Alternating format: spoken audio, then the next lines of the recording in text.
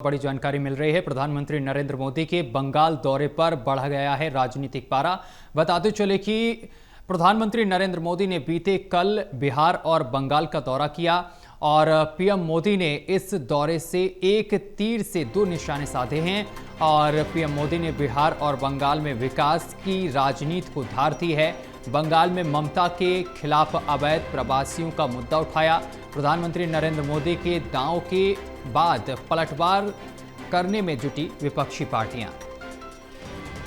और प्रदीप जी हमारे साथ लगातार जुड़े हुए हैं। प्रदीप जी, कल प्रधानमंत्री नरेंद्र मोदी बिहार और बंगाल के दौरे पर रहे, जहां उन्होंने बिहार में 7,000 करोड़ रुपए की सौगात दी कई विकास परियोजनाओं की, और उधर अगर बंगाल की बात की जाए तो करीब 5,000 करोड़ रुपए से भी अधिक की कई विकास परियोजनाओं की सौगात दी। लेकिन इसी दौरान उन्होंने पश्चिम बंगाल में ममता बनर्जी सरकार पर भी निशाना साधा है।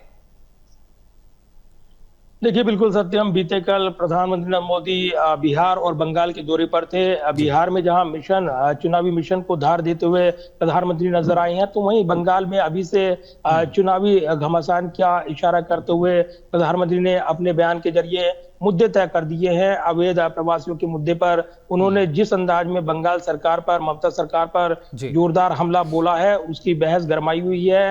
विरोधियों को जवाब देने पड़ रही हैं। और इधर बिहार में उन्होंने सुशासन यानी विकास के एजेंडे का नारा दिया। कानून व्यवस्था को लेकर सरकार के साथ यहाँ पर बीजेपी मजबूती के साथ खड़ी है और कहीं ना कहीं महागठजोड़ को लेकर बड़ा इशारा करते हुए उन्होंने उनके पूर्व शासन पर हमला किया और सवाल पूछे कि उनके जवाब आज तक नहीं मिल पाए हैं। तो ये जो परियोजनाओं का विकास, परियोजनाओं की सौगात हो या फिर जिस तरीके से भाषण दिया प्रधानमंत्री ने, उसके बाद जो बहस गरमाई हुई है, तो एक तीर से दो निशाने साधते हुए प्रधानमंत्री नजर आए हैं। बिहार और बंगाल की राजनीति के साथ ही प्रधानमंत्री ने अलग अलग स्तर पर राजनीतिक मुद्दों को उठाकर नई धार दी है और विरोधियों को जवाब देना पड़ रहा है। प्रधानमंत्री के इस दौरे के बाद अब विरोधी हमलावर है, सवाल पूछ रहे हैं। तो कहीं ना कहीं एक नई राजनीतिक बहस गरमाई हुई है। और इसी के साथ जिस तरीके से हम देख रहे हैं कि जो बिहार में आगामी विधानसभा चुनाव, उसकी चुनौती, उसका एजेंडा सेट करते हुए प्रधानमंत्री